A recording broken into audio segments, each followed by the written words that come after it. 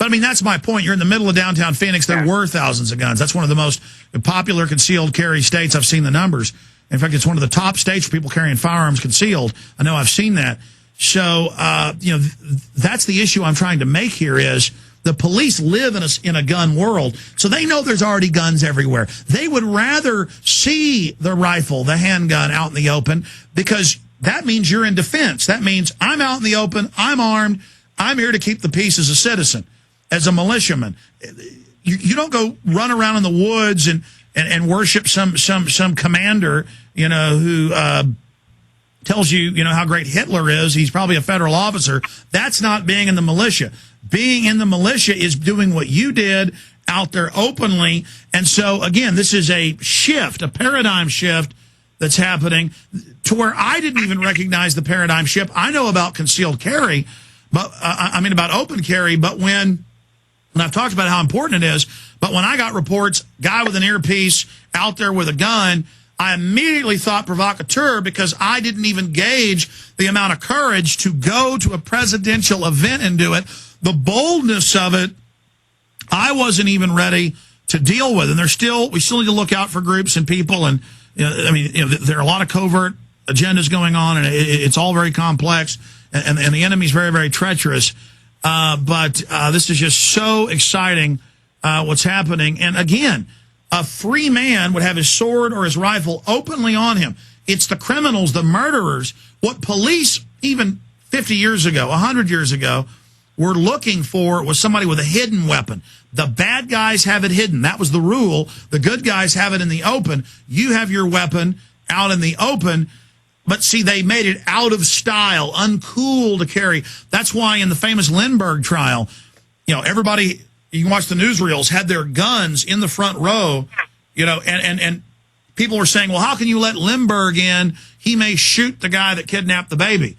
But the issue was we've gone from guns in court to my dad just 40 years ago, or I guess like 42 years ago, in high school, just taking his shotgun in and putting it in his locker, to, oh my God, the schools are now little prisons so that the shooter can come there knowing that no one will stand up to him.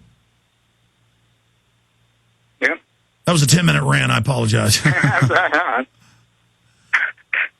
Well, listen, tell me more about the Phoenix police. So that's a good headline for us. Phoenix police told open carry demonstrator at Obama event that they supported you. What else did they say? That was about it. That was everything. Just that they were just there to keep the peace, and they had no problem with what we were doing, and that's it. And, of course, there were other guys. Did you know the other guys that were out there armed? I was kind of loosely acquainted with the other people. Just a few, just like 3 or 4 other people there. And the police didn't pull anybody over, follow them home, or none of that? Not at all. They didn't even ask for anyone's information. Nothing. I didn't even have any identification on me. I had purposely left cell phone, keys, ID, everything at home. Now look at England. First, they say we're going to line everybody up and ask you questions. This happened to me. It's happened to both the Watson brothers who live there. Happens to their parents. Happens to everybody now. They just go, excuse me, line up, checking IDs. Thank you. Are you a terrorist? Are you a pedophile? And I had the Wall Street Journal writer here. That happened to her repeatedly when she was in England doing a story about terrorism. It's just everywhere. And now under the TSA model from the airports, they admit that airport model of being searched, submitting, the act of prostration, taking your shoes off, the act of submitting, the act of being, this is all about training us to where you're not even nervous now. If you fly a lot, you're like, no big deal, going to the checkpoint, you're not nervous. They're pleased by that. The enslavement is going well. Comments on that? I know exactly what you're talking about. A good example of that is there's a Border Patrol checkpoint in, I think it's between Gila Bend and it's just west of Gila Bend, I believe, and I think it's like 60 or 70 miles away from the border. And my pastor, Baptist pastor, actually got beat up by the Border Patrol at that checkpoint, which has nothing to do with the border. It doesn't even run north and south. and all they do is just ask you whether you're a citizen or not. And I believe that this checkpoint, the only purpose of it is to get us used to stopping throughout our daily lives and answering questions to federal agents. And, so I know exactly what you're talking about.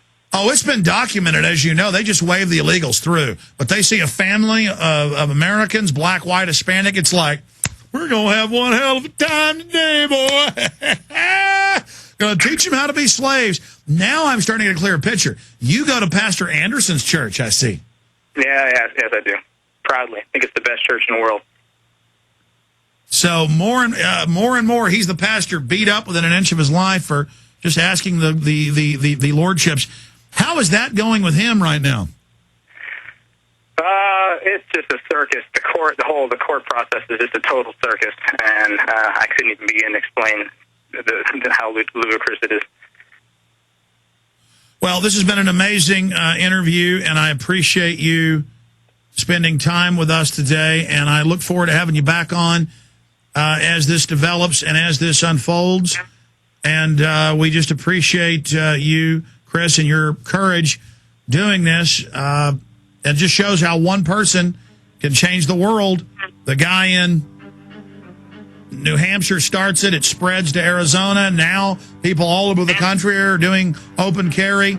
And the illusion, the grip of enslavement is loosening. But the enemy's getting ready to counter-strike against all of us. So pray for Chris, pray for myself, pray for my whole crew, pray for what we're doing, because I didn't spend any time on it today, but the enemy's coming after us at every level.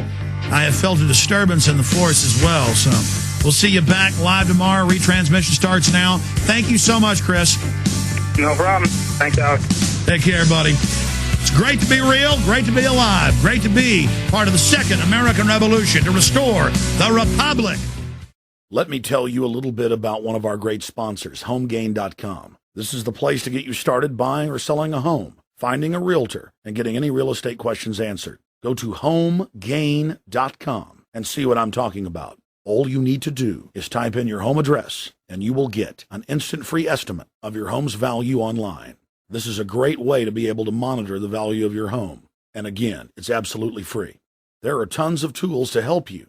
For instance, if you want to remodel your home, go to HomeGain.com. Use their Home Sale Maximizer to help you determine which home improvements can most increase your home's value before you put it on the market. For 10 years, these folks have been helping home sellers and buyers. Visit their link at Infowars.com. Look for Max, the orange home gain gorilla, to help you with any real estate needs you might have. You'll love this site. It's HomeGain.com, HomeGain.com. Check them out today.